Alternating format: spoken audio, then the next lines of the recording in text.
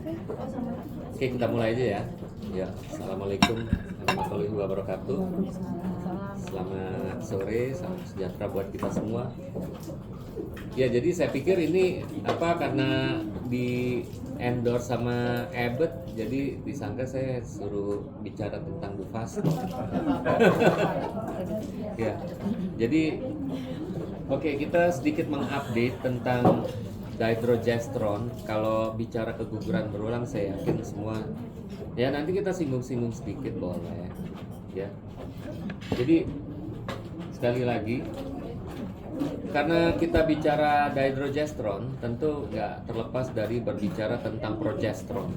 Dan kalau kita lihat rekomendasi terkait dengan penggunaan progesterone pada keguguran berulang, Vigo memperlihatkan bahwa rekomendasi sudah sangat kuat. Apapun rute progesteron yang diberikan, ya bisa kita lihat di sini ada oral, vaginal, rectal, ya.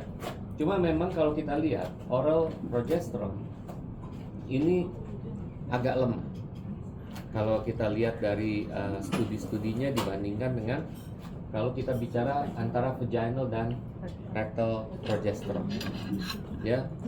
Kira-kira kenapa ya oral agak lemah dibandingkan rectal dan vaginal?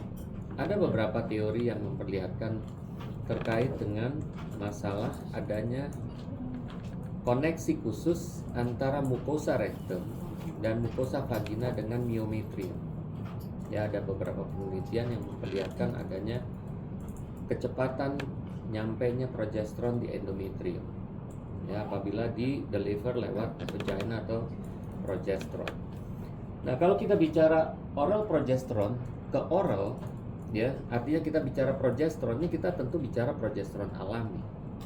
Ya jelas saja pasti ada banyak kendala karena progesteron sebagai hormon alami tentu kalau dikonsumsi via oral dia akan dengan sangat mudah di metabolisme karena dia harus melalui first pass effect. Beda dengan progesteron yang akan di deliver parenteral, ya, baik vaginal ataupun rectal. Lalu kemudian kalau kita lihat apa yang ada pada ya, ininya kayaknya ketutup ya. Ya, oke, udah. Ya. Nah, kalau kita lihat di S3 guidelines, ya, ini terjadi perubahan yang cukup signifikan antara S3 guidelines di tahun 2017 dengan 2022. Ya, bisa kita lihat awalnya vaginal progesterone itu dianggap tidak memperbaiki live birth rate. Akan tetapi pada tahun 2022, ya, ternyata terjadi perubahan. Dan di sini dikatakan bahwa vaginal progesterone may improve. Jadi ada perubahan di sini. Dan kenapa sampai itu berubah? Tentu kalian semua tahu. Ada sebuah penelitian besar, PRISM dan PRAMS. Ya. Artinya kita bisa lihat ada penelitian besar terkait dengan penggunaan progesteron pada threatened dan pada recurrent miscarriage. Dan kalau kita lihat pada statistik meta-analisis ini, lihat weight, penelitian-penelitian yang menggunakan progesteron atau retroprogesteron, sampelnya jelas jauh kalah, ya, dibandingkan dengan trial yang dilakukan oleh Profesor Kumarasamy, ya. Jadi bisa kita lihat semua ditarik ke sini karena sampelnya yang begitu besar. Ya, dan kita lihat di sini juga sama pada recurrent miscarriage juga bisa kita lihat bahwa jumlah sampelnya juga cukup besar. Ya. Ya.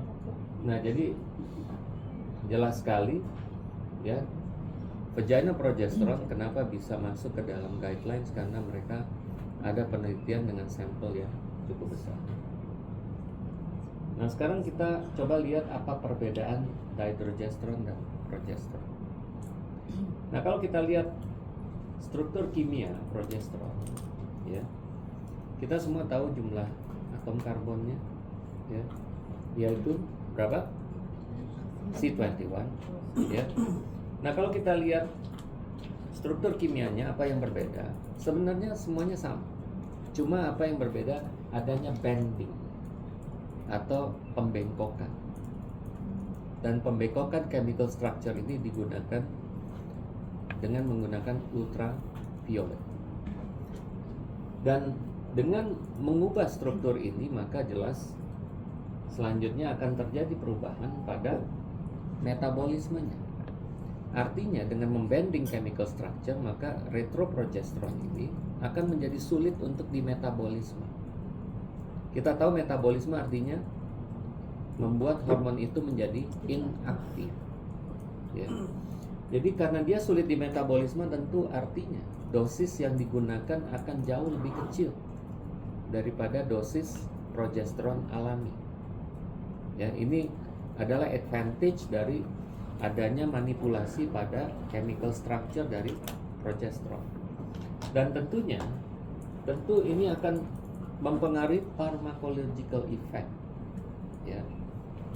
Contohnya, kalau kita lihat untuk mendapatkan efek yang sama, maka retroprogesteron itu hanya menggunakan dosis 10 mg. Akan tetapi kalau kita menggunakan progesteron alami, maka harus membutuhkan dosis hampir 20 kali lipat, ya.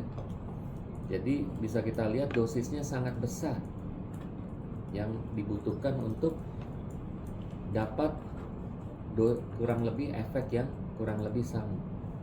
Ya, itulah kenapa kalau kita lihat sediaan pada progesteron alami umumnya dosisnya cukup besar. Rata-rata bisa mencapai 200 mg per couplet, ya.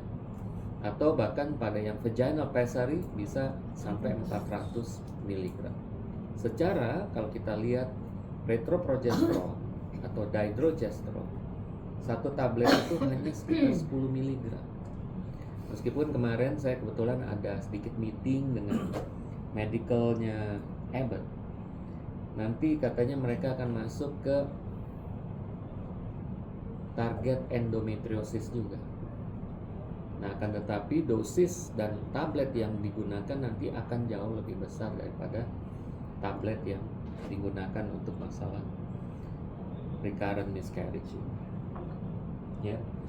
Nah, jadi kalau kita bicara progesteron, ya, apapun yang statistik katakan, tapi at the end RCOG menyatakan bahwa progesteron menyelamatkan kehamilan paling tidak sekitar 8.000 per tahunnya dari keguguran. Jadi artinya kita tahu bahwa tidak semua kasus recurrent miscarriage itu akan diketahui etiologinya. Akan tetapi penggunaan progesteron untuk recurrent miscarriage jelas akan menyelamatkan paling tidak 8.000 kehamilan per tahun. Ya, jadi artinya nggak ada kerugiannya kita menggunakan progesteron atau retroprogesteron. Dan apa efeknya? Saya pikir ini sudah disummary dengan sangat baik dengan gambar ini. Jadi saya selalu mengajarkan residen bahwa maintenance dalam kehamilan ini adalah sebuah interaksi antara faktor-faktor yang akan mengakhiri kehamilan dengan faktor yang akan mempertahankan kehamilan, ya. Apabila faktor-faktor yang mempertahankan kehamilan itu masih predominan, maka kehamilan akan berjalan terus. Akan tetapi kalau faktor-faktor yang berperan dalam mengakhiri kehamilan ini menjadi dominan, maka tentu kehamilan akan berakhir. Ya, kehamilan bisa berakhir pada early pregnancy atau pada late pregnancy.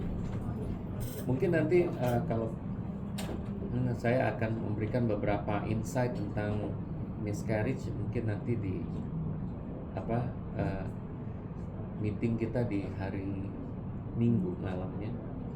Nah, jadi bisa kita lihat di sini apa efek positif dari progesteron atau retroprogesteron. Jelas memaintain cervix integrity. Jadi bisa kita lihat cervix sebagai pintu gerbang, integritasnya ini akan dijaga oleh progesteron. Ya.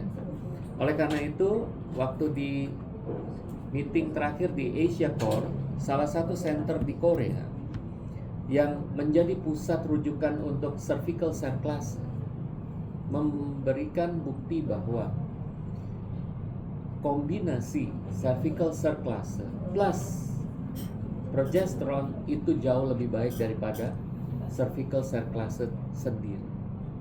Jadi artinya buat yang mengerjakan cervical cerclase, jangan lupa untuk meningkatkan efektivitas dari cervical cerclase, maka baiknya kita memberikan progesteron even sampai full term pregnancy. Jadi jangan sampai hanya diberikan hanya beberapa saat dan kemudian dihentikan. Ya, jadi ini waktu itu dipresentasikan seperti itu. Lalu kemudian ketenangan dari myometrium, jelas progesteron akan menenangkan, dan kemudian ini yang tidak kita pikirkan, disangkanya sirkulasi selalu diperbaiki dengan memberikan heparin. No, lihat bahwa uteroplacental circulation juga dapat diperbaiki oleh progesteron. Jadi jangan berpikir hanya heparin, aspirin, ya, tapi ternyata progesteron juga sama. Kalau maternal tolerance, saya pikir semua udah paham kan, bahwa progesteron akan memperbaiki maternal tolerance. Dan kemudian kalau kita lihat di sini, progesteron memang dari awal sudah akan mempersiapkan endometrium. Dan kita tahu endometrium memiliki fungsi ada dua, yaitu endometrial receptivity dan endometrial selectivity. Jadi dia bukan hanya berperan untuk menerima embrio, tapi dia juga harus berperan menerima atau menseleksi embrio. Dan ada konsentrasi khusus progesteron di fase luteal yang akan menjamin fungsi dari endometrium. Ya, rata-rata kadar progesteron yang dibutuhkan di luteal phase untuk receptivity, maka paling tidak minimal 10 nanogram per ml. Ya, oleh karena itu makanya ini sering digunakan untuk menentukan kapan kita akan mereplace embrio, terutama pada kasus-kasus frozen embryo transfer. Jadi pada kasus artificial cycle di mana kita memberikan estrogen dan kemudian kita mulai start memberikan progesteron, sekarang kita mulai melakukan customize dengan mengukur kadar progesteron sebelum kita melakukan embryo replacement. Ya, jadi di sini jelas sekali progesteron sangat penting, karena kalau progesteron kurang, maka endometrial preparation bisa menjadi masalah. Apabila kadar progesteron berada di bawah 6 nanogram per ml, ya, maka receptivity menjadi sangat turun, sehingga embrio tidak akan bisa attach. Akan tetapi kalau misalnya kadar progesteron antara 6 sampai 10 nanogram per ml, maka endometrium ini akan kehilangan kemampuan receptivity dan selectivity-nya. Ya. Sehingga apa yang terjadi? Bisa saja embrio itu sempat menempel di endometrium, akan tetapi tidak bisa berlanjut karena kondisi endometrium yang tidak terlampau suportif. Ya. Ini kemungkinan pertama. Kemungkinan kedua adalah diterimanya embrio yang buruk, sehingga akibatnya embrio ini juga akan berakhir dengan miscarriage. Ya, jadi artinya kadar progesteron di luteal support ini sangat penting. Cuma memang sekali lagi kita masih jarang melakukan tailoring ya pada fase luteal, dan kita jarang melakukan pemeriksaan progesteron level pada mid luteal phase, baik pada katakanlah kasus-kasus induksi ovulasi atau inseminasi, kita masih belum sampai ke sana ya, karena mungkin biaya dan lain sebagainya. Nah, jadi ini adalah hal-hal yang positif dari progesteron, dan sekali lagi salah satunya juga yang perlu kita lihat adalah bagaimana progesteron menekan dari corticotropin releasing hormone. Ya, karena corticotropin releasing hormone berujung kepada pelepasan kortisol dan berakhir dengan pembentukan prostaglandin.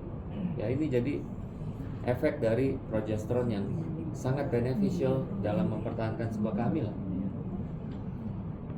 Nah, kalau kita bicara recurrent pregnancy loss, semua tentu sudah tahu definisinya adalah keguguran yang terjadi paling tidak 2 kali minimal, bisa berturut-turut, tapi sekarang juga tidak harus berturut-turut, tapi in total dia akan terjadi minimal 2 kali. Dan kalau kita lihat, hampir sebagian besar kasus keguguran berulang ini adalah unexplained. Nah, ini masalahnya ya. Kenapa ini bisa terjadi unexplained? Karena memang ada hal-hal yang sulit sekali kita pelajari sehingga kita tidak dapat mencapai level tersebut. Sehingga karena tidak kita periksa bukan berarti bahwa dia tidak ada. Karena kita tidak periksa maka mungkin ini akan jadi masalah ya. Nah, sekarang coba kita lihat beberapa studi yang mencoba untuk menggunakan retroprogesteron sebagai medical treatment pada kasus recurrent miscarriage. Saya pikir 3 penelitian ini merupakan penelitian yang paling sering disitasi, yaitu penelitian Kumar, penelitian Elzibde, dan penelitian Friedman. Kalau kita lihat penelitian Kumar, dia menggunakan katakanlah randomized clinical trial, menggunakan dydrogesterone 20 mg per hari ya, sampai kehamilan 20 minggu, dan dibandingkan dengan placebo. Sementara kalau kita lihat Elzibde, ini yang paling sering disitasi ya. Jadi dia membandingkan antara dydrogesterone ya dengan penggunaan human chorionic gonadotropin. Kita tahu human chorionic gonadotropin digunakan untuk meningkatkan produksi progesteron di korpus luteal ya. Dan kalau kita lihat kemudian dibandingkan lagi dengan standar supportive care, jadi ini seperti placebo, hanya diberikan vitamin dan lain-lain. Kalau kita lihat Friedman ya, ini menggunakan dydrogesterone dibandingkan dengan sedasi dan vitamin, dan bahkan ada kelompok yang berikutnya no treatment. Tapi sekali lagi, kalau kita lihat jumlah sampelnya ini tidak seragam. Nah, ini yang sering menjadi weakness dari studi ini ya. Karena memang melakukan studi pada kasus miscarriage memang tidak mudah ya. Nah, sekarang coba kita lihat ya apa yang didapatkan dari hasil penelitian yang sebelumnya. Maka bisa kita lihat perbandingan RPL ya pada pengguna dydrogesterone dibandingkan dengan kelompok yang lain jelas jauh lebih rendah. Ya, bisa kita lihat di sini persentase RPL dengan menggunakan dydrogesterone jelas hampir sangat rendah, sekitar 13% dibandingkan yang menggunakan obat-obat lain atau tidak diterapi. Ya. Nah, begitu pula kalau kita lihat di sini dosis dydrogesterone ya. Kalau kita lihat di sini 10 mg 2 kali 1 sampai 12 minggu dibandingkan dengan dydrogesterone 20 mg per hari sampai 20 weeks of gestation, jelas RPL-nya jauh lebih rendah yang kita extend sampai 20 weeks of gestation. Jadi dari pelajaran ini kita bisa menarik sebuah kesimpulan bahwa kayaknya penggunaan dydrogesterone sebaiknya di-extend sampai 20 minggu dibandingkan kalau hanya sampai 12 minggu. Ya. Nah, jadi karena kita juga di 20 minggu rata-rata kita juga akan mengukur keberhasilan implantasi dengan melihat hilangnya notching. Ya. Atau kalau zaman sekarang katanya sekarang sudah ada biomarker yang biasanya digunakan, yaitu apa? Placental growth factor atau PLGF dan rasionya dengan SPLIT1. Ya. Itu sekarang kalian harus paham apa artinya PLGF dan SPLIT1. Oke, kita coba lihat lagi yang lain studinya. Nah, kalau kita lihat di sini, kalau dilihat dengan perbedaan antara dihydrogesterone ya dengan placebo atau conservative treatment apapun itu, juga terlihat bahwa dihydrogesterone lebih unggul ya dalam mencegah terjadinya recurrent miscarriage. Oke, ini ada systematic review yang dilakukan oleh Robert Karp. Robert Karp ini adalah istilahnya dedengkotnya RPL, dan dia sudah menulis buku ya tentang recurrent miscarriage.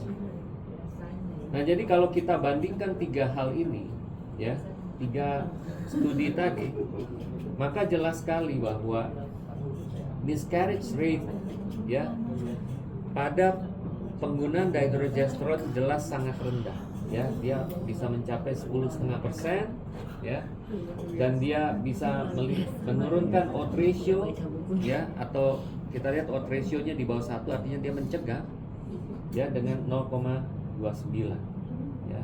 Jadi cukup baik kalau kita lihat dari systematic review yang dilakukan terkait dengan dihydrogesterone. Oke, selanjutnya kita ingin melihat bagaimana perbandingan penggunaan dihydrogesterone dengan beberapa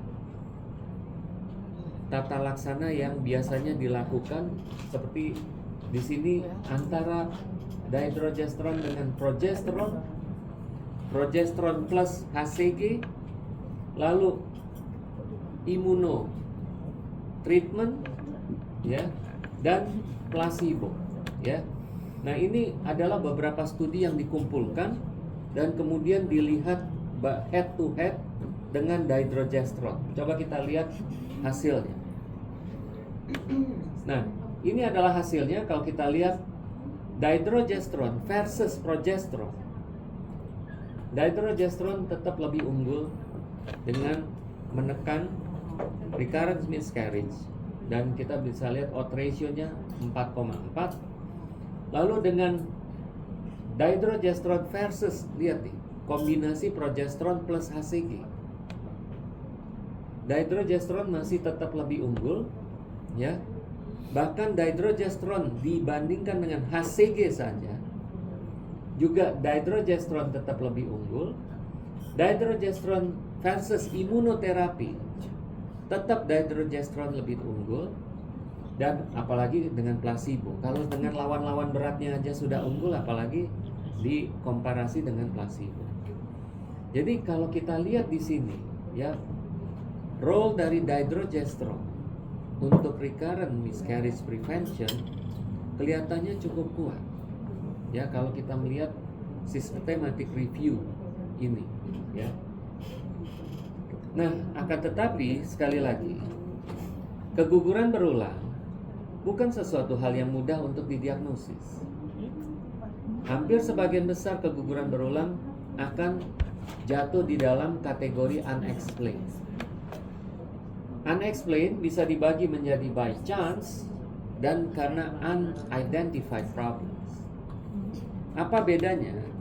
Kalau by chance artinya memang dia tidak diketahui karena ini kemungkinan besar hanya terjadi secara kebetulan dan tidak ada patologi apapun, istilahnya sial ya. Dan kalau namanya kebetulan ya mungkin nanti doanya lebih kuat segala macam, mungkin prognosisnya akan jauh lebih baik. Dan kalau kita lihat profil dari kasus yang tidak ada patologinya, biasanya maternal age-nya lebih tua ya. Rata-rata miscarriage-nya preclinical dan biasanya kromosomnya aneuploid.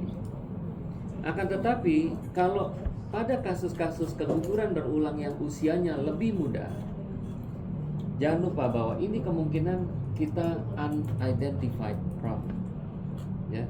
Artinya jangan-jangan pemeriksaan kita belum sampai pada faktor yang kemungkinan menjadi etiologi dari keguguran berulang tersebut. Ya, karena keterbatasan dari fasilitas, keterbatasan biaya, dan lain sebagainya, sehingga kita tidak dapat etiologi yang sebenar-benarnya. Nah, sehingga dalam menghadapi situasi di mana ketidakpastian dalam penanganan recurrent miscarriage karena sebagian besar jatuh dalam kategori unexplained, maka mulai muncul berbagai treatment empirik. Ya. Bisa kita lihat treatment empirik ini bisa menggunakan multimodality. Ya, saya sering menjelaskan ada sebuah regimen yang digunakan pada kasus-kasus recurrent miscarriage yang unexplained seperti penggunaan progesterone, methylprednisolone, aspirin, dan folic acid. Ya, jadi ini adalah 4 hal yang digunakan. Bahkan sekarang ada yang menambahkan dengan levotirosin, dosis rendah, atau ditambahkan dengan hydroxychloroquine. Bahkan studi terakhir memperlihatkan bahwa orang kadang sekarang memberikan hydroxychloroquine sendirian karena ternyata hydroxychloroquine memiliki multiple action. Ya. Nah, kemudian kalau kita lihat di sini, ya, ada single modality treatment. Waktu itu juga pernah single modality-nya tuh heparin, lalu kemudian steroid dan lain sebagainya, dan terakhir sekarang yang paling recent adalah hidroxychloroquine. Nah, pertanyaannya, apakah efektif kalau dihydrogesterone dikombinasi dengan berbagai terapi? Ya, apakah chance-nya menjadi lebih besar? Ya. Nah, penelitian ini memperlihatkan, lihat, vitamin D, levotirosin, enoxaparin, prednisone, aspirin.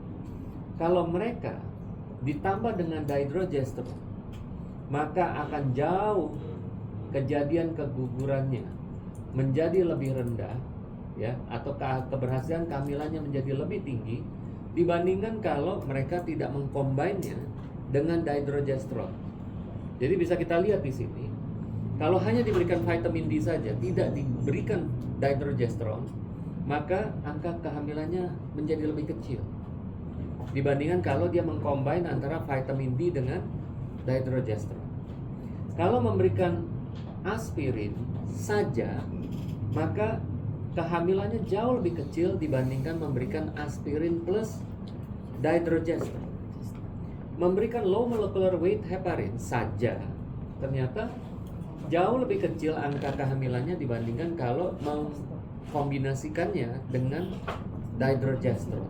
Jadi kalau kalian nantinya melakukan terapi empirik dengan apapun itu, jangan lupa untuk dikombinasi dengan dihydrogesterone. Karena penelitian ini memperlihatkan kombinasi dengan terapi empirik memberikan angka kehamilan atau persalinan yang jauh lebih tinggi. Ya.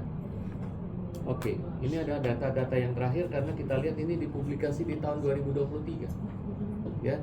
Materi yang saya sampaikan ini rata-rata publikasinya di atas tahun 2000. Ya. Oke. Nah, ini ditulis oleh Profesor Asya Bashiri. Nanti kalau kalian pergi ke Singapura di World Congress of RPL, bosnya WCRPL itu adalah Profesor Asya Bashiri. Ya. Nah, sekarang tentang adverse effect. Tentu orang bertanya, ada hal yang bisa terjadi nggak kalau menggunakan dihydrogesterone oral?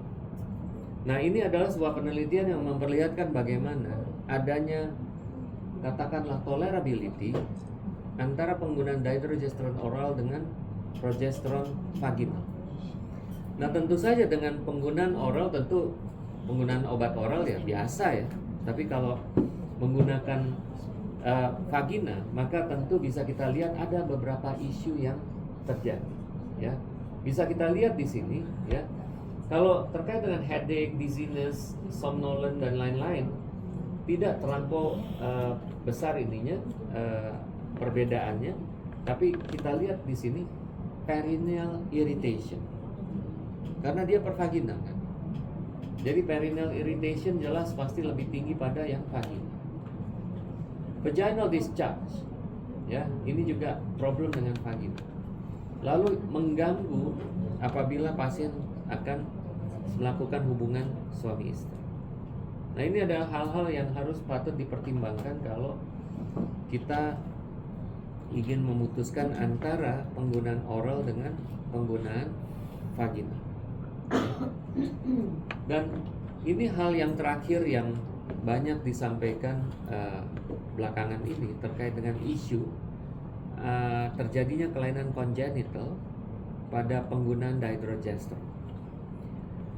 Penelitian ini memperlihatkan bahwa risiko untuk terjadinya congenital anomaly pada penggunaan dihydrogesterone ternyata risikonya tidak berbeda ya dengan treatment lain yang tidak menggunakan dihydrogesterone. Jadi beberapa laporan terkait dengan kejadian congenital anomali itu masih bersifat kasuistik dan hanya terjadi di rumah sakit tertentu. Jadi belum merupakan sebuah kejadian yang sifatnya luas. Ya. Jadi in terms of safety ya terkait dengan kemungkinan kita karena memberikan dihydrogesterone sampai usia kehamilan 20 minggu tentu kan akan selalu muncul pertanyaan apakah ini safe nggak untuk bayinya. Penelitian ini memperlihatkan ya dari 6 studi yang dilakukan dengan melibatkan sekitar 1.500 sampel, kita bisa melihat bahwa kejadian anomali kongenital itu tidak berbeda ya. Jadi kita bisa lihat angka kejadian anomali terjadi antara 35 kejadian per 1.000 kehamilan ya, dan itu tidak berbeda bermakna dengan treatment tanpa dihydrogesterone ya. Jadi kita tidak usah terlampau khawatir dengan isu terkait dengan safety. Nah, sekarang kita ingin melihat apa yang dilakukan di negara yang katakanlah tidak terlampau jauh berbeda dengan Indonesia. Ini adalah data terbaru yang baru saja dipublikasi di bulan Oktober tahun 2024. Bagaimana penggunaan, jadi knowledge, attitude, dan practice penggunaan dihydrogesterone di India. Ya, kita tahu rata-rata ya SPOG di sana ya kurang lebih mirip-mirip lah dengan Indonesia. Dan kalau kita lihat di sini, dia melibatkan cukup banyak, hampir 400 objek. Ya, saya udah usul tuh sama Ebert untuk melakukan hal yang sama. Ya, kita pengen lihat juga behavior dokter-dokter Indonesia gimana dengan penggunaan dihydrogesterone. Ya, dan kita bisa lihat ya, India ini sangat luas, makanya disebut sebagai anak benua. Dan kalau kita lihat melibatkan juga cukup banyak center, yang hampir 300 center ya dilibatkan. Dan mereka mencoba menanyakan tentang knowledge terkait dengan RPL. Kemudian apa attitude mereka kalau menangani RPL? Apakah mereka menggunakan dihydrogesterone atau tidak? Dan kalau menggunakan dihydrogesterone rata-rata bagaimana hasilnya? Ya. Jadi ini sesuatu yang sangat baik, ya. Dan kemudian mereka juga bertanya apakah penggunaan dihydrogesterone itu dikombinasikan nggak dengan obat-obat yang lain, terutama micronized progesterone. Nah, coba kita lihat hasilnya seperti apa. Nah, ini bisa kita lihat dari hasil pemantauan, ya. Dokter-dokter di India mereka mengklaim bahwa rata-rata pasien yang diberikan dydrogesterone memiliki keberhasilan hampir kurang lebih 30%. Ya, jadi yang mendapatkan, jadi di sini bisa kita lihat ya rasio kisaran dari penggunaan dydrogesterone. Kita bisa lihat ada yang menggunakannya hanya 20%, ada yang menggunakannya 40%, ada yang menggunakannya 60%. Nah, bisa kita lihat ya, dokter-dokter yang menggunakan dydrogesterone pada pasiennya antara 60-80% mendapatkan kesuksesan pasiennya di atas 30%. Ya, jadi bisa kita lihat di sini. Ya. Dan benefit yang mereka sampaikan kenapa mereka menggunakan dydrogesterone adalah karena menurut mereka efficacy bagus, less side effect, better tolerability, dan improve patient compliance. Jadi empat-empatnya ini termasuk di sini. Jadi dikatakan hampir 95% lebih dokter di sana menggunakan dydrogesterone karena percaya bahwa efektivitas dydrogesterone bagus, less side effect, better tolerability, dan improve compliance. Ya, itu yang didapatkan. Lalu kemudian kalau kita lihat tadi ya, persentase dari adverse drug reaction yang ditemukan ya, bisa kita lihat paling tinggi adalah headache sekitar 27,1% pada penggunaan progesterone, terutama micronized progesterone. Jadi ini bisa kita lihat ya, angka-angka ini muncul dari perbandingan antara micronized progesterone dibandingkan dengan dydrogesterone. Jadi bisa kita lihat headache ini 27,1% lebih tinggi pada micronized. Lalu breast tenderness 18% ya, lebih tinggi. Jadi persentasenya ya pada micronized progesterone rata-rata jauh lebih tinggi side effect-nya dibandingkan dengan penggunaan dydrogesterone ya. Dan respon yang kita lihat juga menyatakan bahwa hampir 50% opjin ya menggunakan dydrogesterone dikombinasi dengan micronized ya, dan hanya kurang dari itu yang menggunakan hanya satu modality. Jadi mereka kebanyakan mengcombine. Oke. Nah, sekarang kalau kita lihat efficacy, ini ada sebuah penelitian lagi yang mencoba melihat berapa waktu yang dibutuhkan untuk menghentikan perdarahan pada kasus threatened miscarriage ya, yang terjadi pada orang dengan keguguran berulang. Kan kita sering nih ada pasien dengan riwayat keguguran berulang lalu kemudian mengalami ancaman keguguran, dan itu tentu sangat tidak menyenangkan. Nah, ini bisa kita lihat ada dua grup, di mana grup pertama yaitu grup A ya, dia menggunakan vaginal progesterone 600 mg ya. Lalu grup B menggunakan dydrogesterone tablet 30 mg once a day. Jadi ingat ya, dosisnya bukan 3 kali 10, 30 mg once a day pada kasus threatened miscarriage, pada history recurrent miscarriage ya. Ya. Jadi bisa kita lihat di sini ya, continuation ya of pregnancy ya, melewati 24 minggu jelas lebih tinggi pada penggunaan dydrogesterone. Lalu kemudian continuation sampai full term of pregnancy ya, meskipun tidak terlampau bermakna di sini, tapi kalau kita lihat numbersnya ya, jelas lah ya, kita bisa menyelamatkan lebih banyak kehamilan. Ya. Kita sekali lagi diingatkan sama Prof. Ari Kumarasamy, kalau lihat statistik pada pregnancy loss jangan cuma lihat ini, tapi lihat absolute numbernya. Emangnya ini nggak bermakna nih 45 dengan 48, ya. Jadi bisa kita lihat di sini, meskipun di sini 70, di sini 75, emangnya 5 kehamilan itu nggak berarti, ya. 5 kehamilan itu berarti, ya. Nah ini bisa kita lihat juga, ini 63, ini 72, ya. Tapi bukan berarti 9 kehamilan itu tidak berarti, itu sangat berarti, ya. Dan kemudian bisa kita lihat the time required untuk complete stops the bleeding, ya.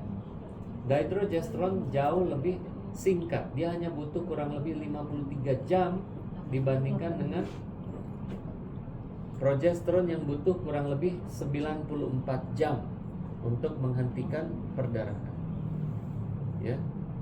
Jadi bisa kita lihat ada 2 outcome di sini. Outcome yang pertama ada survival dari pregnancy, dan yang kedua adalah waktu yang lebih singkat yang dibutuhkan untuk menghentikan perdarahan. Oke. Nah, kemudian kalau kita lihat dari in terms of side effect, ya. Tadi yang A ini kan vaginal, ya. Kalau yang ini kan yang dihydrogesterone oral. Jadi kita bisa lihat, ya, memang nausea tadi jelas karena 30 mg ditenggak sekaligus, ya. Nah, nausea ini jelas menjadi kendala, ya. Sementara kalau vaginal, ya tentu namanya aja masukinnya lewat vaginal, gimana mau mual, ya pasti enggak, ya. Akan tetapi tentu di sini vaginal irritation mungkin menjadi sebuah concern, ya, karena ini kan sediaannya oral, ya. Nah, ya tentu masing-masing ada plus minusnya, ya. Oke, selanjutnya, jadi take home message. Jadi ini adalah slide terakhir. Jadi sampai saat ini kita memang harus mengakui progesteron masih menjadi key element, ya, pada penanganan kasus-kasus pregnancy loss. Ya, semua Vigo, S-ray, RCOG semua mengakui progesteron itu masih sangat penting, ya. Dan tentu saja kita harus mencoba mempelajari perbedaan antara retroprogesteron dan progesteron. Kita tahu progesteron adalah tentu hormon alami, retroprogesteron tentu adalah merupakan sebuah progestin yang berasal dari manipulasi struktur kimia progesteron, yang tentu akan mengubah metabolismenya, mengubah farmakodinamiknya dan seterusnya, ya. Dan yang terpenting adalah dalam penanganan recurrent miscarriage, karena dalam praktek sehari-hari hampir sebagian besar kasus unexplained, maka tentu kita akan jatuh pada terapi empirik. Dan sekali lagi tadi saya katakan bahwa dari hasil penelitian tadi memperlihatkan bahwa terapi mengkombinasi antara pilihan-pilihan terapi tadi dengan dihydrogesterone menurut saya adalah yang terbaik untuk menyelamatkan kehamilan. Dan sekali lagi, dihydrogesterone juga memiliki hal yang bermanfaat dalam menangani kedaruratan. Karena apabila terjadi threaten pada kehamilan, maka jelas waktu yang dibutuhkan untuk menghentikan perdarahan jauh lebih cepat dibandingkan dengan pemberian progesteron. Ini suatu hal yang sangat bermanfaat, ya. Dan jelas less adverse effect, terutama efek-efek lokal tentunya karena dia tidak digunakan per vaginal.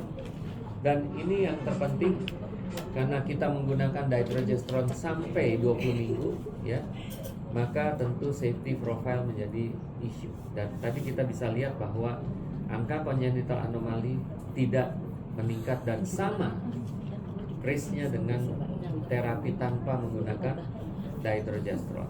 Oke, jadi menurut saya itu saja yang bisa saya sampaikan. Mudah-mudahan bisa. Ya, silakan.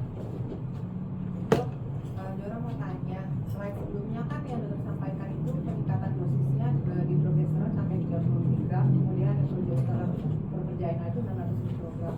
Berarti itu dapat kita tarik kesimpulan bahwa sebenarnya penggunaan progesteron itu dose dependent berarti ya dok, bukan time dependent berarti ya dok. Iya. Yang lebih baik berarti kita naikkan dosis. Ini kita bicara akut ya. Oh, gitu. Kan threaten. Jadi kalau dalam kondisi akut di mana terjadi bleeding, maka tentu kita membutuhkan konsentrasi yang cepat. Ya. Jadi 30 mg once a day kelihatannya akan menjadi sebuah pilihan yang terbaik untuk menghentikan perdarahan pada kasus threaten. Kita kan kasih biasanya 3 kali 10. Nah ini ternyata penelitian memperlihatkan 30 mg once a day. Mungkin kita harus mengubah cara kita memberikan dihydrogesterone. Dan berdasarkan penelitian sebelumnya, karena penelitian sebelumnya pada dihydrogesterone juga ada yang pada kasus threaten. Dikatakan bahwa pada kasus threaten, dihydrogesterone bisa diberikan sampai 3 kali 10 mg dan kemudian setelah itu diturunkan menjadi 2 kali 10 mg apabila perdarahan sudah berhenti.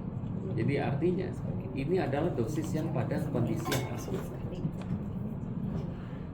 Ya. Nanti kalau semua sudah settle, mungkin kita bisa kembali ke dosis awal. Oke. Ada lagi? Ya. Kalau pada kasus RPL gitu, jadi dia biasa kalau kayak gitu kan pasien datang ke kita dia sudah hamil gitu. Ya. Pada awal boleh nggak kalau misalnya kita untuk mencegah di RPL-nya itu kita pada saat dia mau program itu mungkin kita berikan dari mulai Fasolutel gitu sudah. Ini udah hamil atau belum ini? Jadi belum hamil. Iya. Kalau belum hamil kenapa nggak di work up dulu?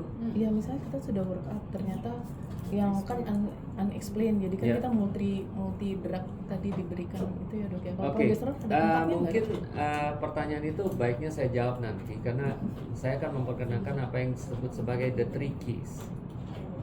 Ya, the three keys itu adalah 3 langkah yang saya kembangkan untuk melakukan manajemen RPL. Key yang pertama ini spoiler aja ya. Key yang pertama adalah kita harus melihat potential dari fertility. Nanti saya akan kasih lihat kira-kira langkah-langkah yang biasa kita gunakan. Lalu yang kedua adalah kita harus melakukan atau menyelesaikan tahapan RPL workup untuk melakukan phenotyping. Ada 5 phenotype dalam RPL. Ya, kita harus tahu, nggak bisa tembak-tembakan. Ya, kalau sudah dilakukan semua workup, baru kita bisa bilang apa yang mau kita lakukan. Kalau belum melakukan workup, rasanya sulit kita mau ngomong apa yang kita lakukan. Ya, lalu langkah ketiga baru kita melakukan terapi berdasarkan phenotype. Ya, jadi sama seperti saya mengembangkan phenotype pada penderita endometriosis, sekarang ada phenotype dari RPL, sehingga kita tidak terlampau tembak-tembakan lah dalam melakukan terapi. Ini dengan catatan kalau kita mengetahui penyebabnya ya. Kalau nggak diketahui penyebabnya ya tentu dia akan masuk di phenotype unexplained. Kalau dia masuk di phenotype unexplained, tetap kita melakukan empirical therapy. Ya. Ya. Kalau pengamatan untuk kadar progesteron itu kan bisa kita kerjakan pada pasien-pasien yang mau frozen embryo transfer. Beberapa pasien itu sama kita kasih dihydrogesterone dengan dosis yang sama, tapi pada saat kita periksa serum progesteron itu tidak konsisten gitu loh. Ada antara satu pasien dan yang lain tuh biasanya targetnya 10 gitu loh. Ini masih di bawah misalnya 5 begitu. Waktu itu dokter juga pernah sampaikan kalau tidak salah mengenai perbedaan antara serum progesteron dengan yang ada di dalam endometrium itu bisa berbeda. Tapi kalau kita ngeliat di serumnya aja rendah, apakah dia di endometriumnya juga kan expect kita Ya. mengiranya juga rendah. Ya tergantung rute ya. Ya. Rute yang digunakan. Karena kalau kita menggunakan vaginal, Ya. maka dia akan cepat sekali masuk di endometrium. Secara kalau oral, maka tentu dia sistemik. Nah ini yang mungkin membedakannya di sana. Jadi belum tentu ya ininya akan ada di sirkulasi pada kasus yang menggunakan vaginal. Ya, karena kan dia cepat kan ada jaras yang menghubungkan directly antara vagina dengan Ya. Ya memang itu agak sulit kalau kita menggunakan vaginal ya, karena nggak terukur jadinya. Ya.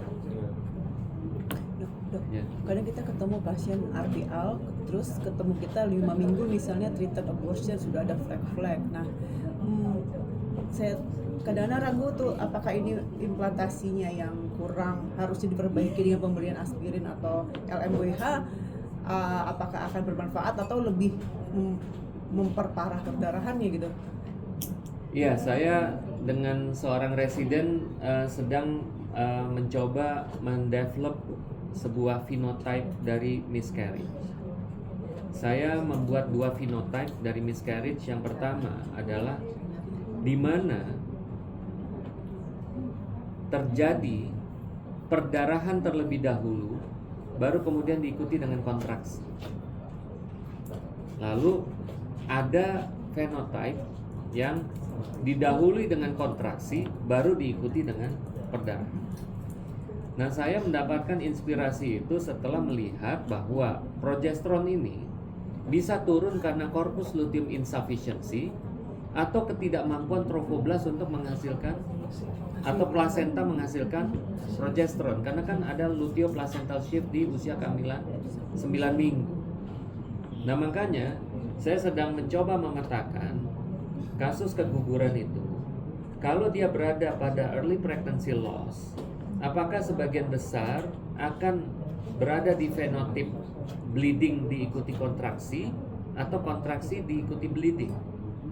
Karena pemahaman saya adalah kalau misalnya ini merupakan defisiensi progesteron dari awal, maka seperti saya katakan tadi, maka endometrium menjadi sangat buruk preparationnya. Maka fungsinya dia untuk receptivity dan selectivity akan terganggu. Maka pada saat embrio itu nempel, maka mungkin nempelnya tidak terlampau baik, dan kemudian dia akan detach. Makanya diawali dengan perdarahan terlebih dahulu, dan setelah terjadi perdarahan baru kemudian muncul sebuah reaksi berupa kontraksi. Nah, ini memperlihatkan adanya sebuah problem pada endometrial preparation. Akan tetapi kalau nanti phenotype-nya adalah contraction first and then followed by bleeding, maka ini kemungkinan adanya sebuah gangguan dalam konstelasi maintenance pregnancy. Tadi saya katakan bahwa progesteron adalah merupakan salah satu komponen yang penting untuk memaintain uterine quiescence. Nah, kalau progesteron turun atau hal-hal yang akan memicu persalinan overcome progesteron, maka tentu akan terjadi kontraksi dulu, baru kemudian diikuti dengan bleeding. Ya, nah jadi itu yang ingin saya sampaikan ya. Nah, penelitian ini akan berjalan kira-kira tahun 2025. Berharap dalam 1 tahun ini kita akan melakukan mapping, dan nanti saya akan melakukan penelitian, melakukan mapping dengan menggunakan phenotype itu baik di early pregnancy loss dan late pregnancy loss, dan kemudian kita akan ukur progesteron di masing-masing pasien saat terjadi keguguran. Mudah-mudahan tahun 2026 ini mudah-mudahan udah bisa kita lihat hasil. Ya. Ya, ini penelitian ece-ece lah sama residen, belum sampai ke molekulernya nanti. Ya. Karena yang bagusnya nanti harusnya kalau ini mau dilanjutin jadi S3 misalnya, harusnya dilakukan karyotyping harusnya. Karyotyping dari product of conception, nah itu lebih lengkap lagi. Sih susah nangkepnya lah. Bukan susah nangkapnya, susah duitnya. Gila dong, Mas bisa dijelasin. Ya tapi kalau Conception gitu loh. Jambi sih nggak apa-apa, Jambi, Balikpapan sih ini bisa. 2 minggu dikasih. Itu receh lah buat mereka untuk periksa karyotype. Sekarang nemuin embrionya gitu. Udah cecat di WC, udah cecat di lantai. Oh enggak dong, kan diberikan prostaglandin. Udah triple loh.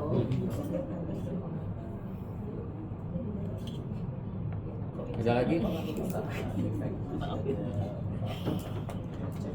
Oke, kalau nggak ada, makasih banyak atas perhatiannya dan terima kasih juga buat DT Effort yang sudah memberikan sponsor dukungan pada kita.